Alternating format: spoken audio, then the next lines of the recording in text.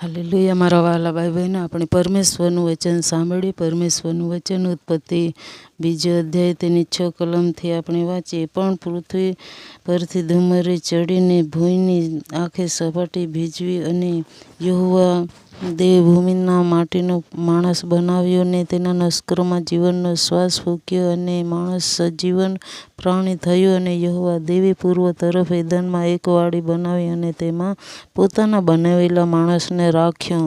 અને 18 કલમ કહે છે, અને યહોવા દેવે કહ્યું કે માણસ એકલો રહે તે સારો નથી, હું તને યોગ્ય એવી સહકારી સુરજાવીશ. અને 21 કલમ કહે છે, અને યહોવા દેવે આદમને ભર ઊંઘમાં નાખ્યો, અને તે ઊંઘી ગયો.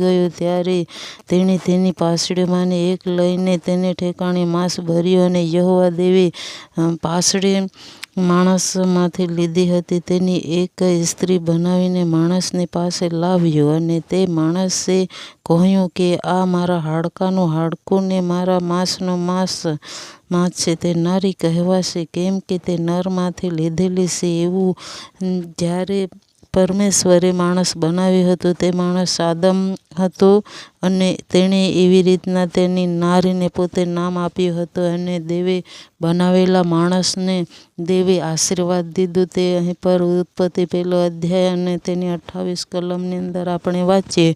અને દેવે તેઓને આશીર્વાદ દીધો, અને દેવે તેઓને કહ્યું કે સફળ થાઓ ને વધુને પૃથ્વીને ભરપૂર કરો. માણસને બનાવ્યા પછી પ્રભુએ એમ જ માણસને રહેવા દીધું નહીં, પણ દેવે તેને આશીર્વાદ દીધો, સફળ થાઓ અને વધુને પૃથ્વીને ભરપૂર કરો. એવી રીતના પ્રભુએ લોકોને પ્રથમથી જ આશીર્વાદ કરીને ભરપૂર પૃથ્વીને